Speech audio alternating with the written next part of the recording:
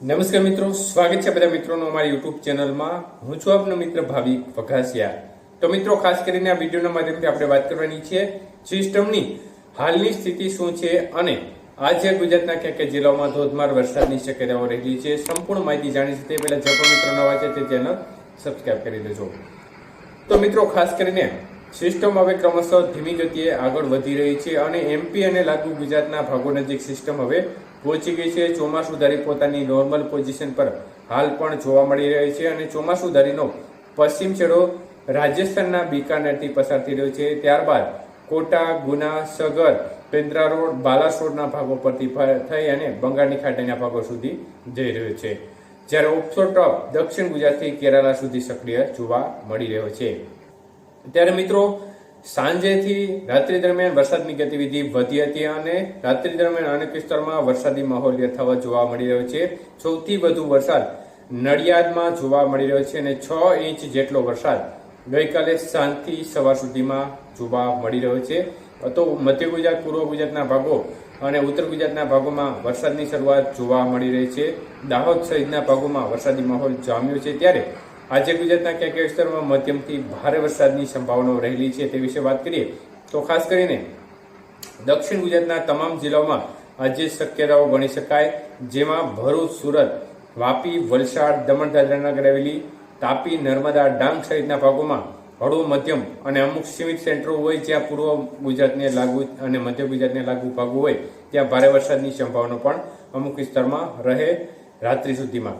જ્યારે વાત કરીએ મધ્ય પૂર્વ ગુજરાતના ભાગોની તો મધ્ય ગુજરાતના ભાગોમાં અમદાવાદ, ખેડા, નડિયાદના ભાગો છે તેમાં હળવો મધ્યમથી ભારે વરસાદની સંભાવનાઓ સાંજ સુધીમાં રહે અને રાત્રિ દરમિયાન પણ આ ભાગોમાં વરસાદની ગતિવિધિ સારી એવી યથાવત રહી શકે છે. જ્યારે પૂર્વ ગુજરાતના ભાગોમાં પણ વરસાદનું જોર યથાવત રહે છે, જેમાં છોટાઉદેપુર, ગોધરા, દાહોદ, પંચમહાલ, મહીસાગર સહિતના ભાગોમાં હળવો મધ્યમ વરસાદ આવનારી 24 કલાકની અંદર યથાવત રહી શકે છે.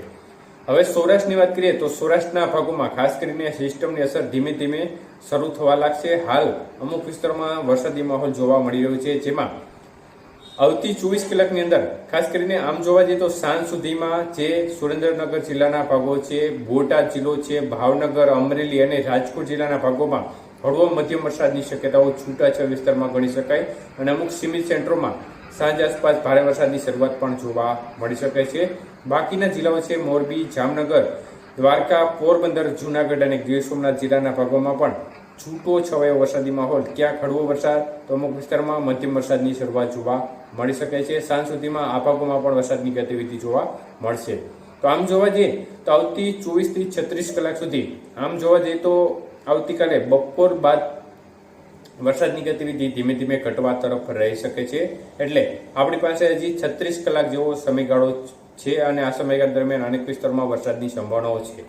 તો ઉત્તર ગુજરાતના ભાગોમાં સાબરકાંઠા, મોડાસા, અરવલ્લી તેમજ મહેસાણા, પાટણ, ડીસા સહિતના ભાગોમાં હળવો મધ્યમ અને અમુક સેન્ટરોમાં ભારે વરસાદની સંભાવનાઓ રહેલી છે. જ્યારે રાધનપુર, દિયોદર, વાવ, થરાદ, બનાસકાંઠા સાઈડના ભાગો છે તેમાં પણ હળવો મધ્યમ વરસાદ આવનારી 24 કલાકની અંદર જોવા મળે અને અમુક સેન્ટરોમાં જેમ સિસ્ટમ નજીક આવશે તેમ અમુક સેન્ટરોમાં ભારે વરસાદની શક્યતાઓ પણ રહે.